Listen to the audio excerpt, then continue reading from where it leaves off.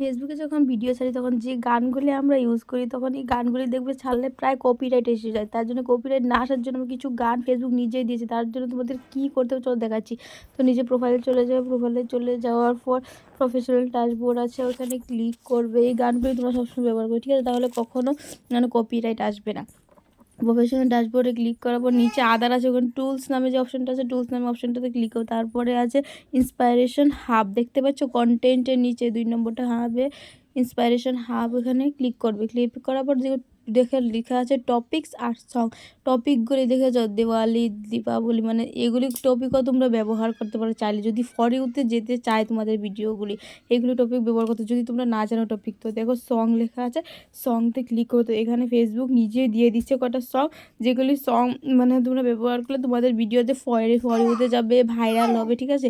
তো তোমরা ভালো করে কাজ করে যাও আর এই সংগুলি সবসময় ব্যবহার করে যাও, তাহলে তোমাদের মানে ভিডিওগুলি ভাইরাল হওয়ার মানে সম্ভাবনা। তো কেমন লাগলো ভিডিওটা কমেন্ট করেছেন। Thank you, by.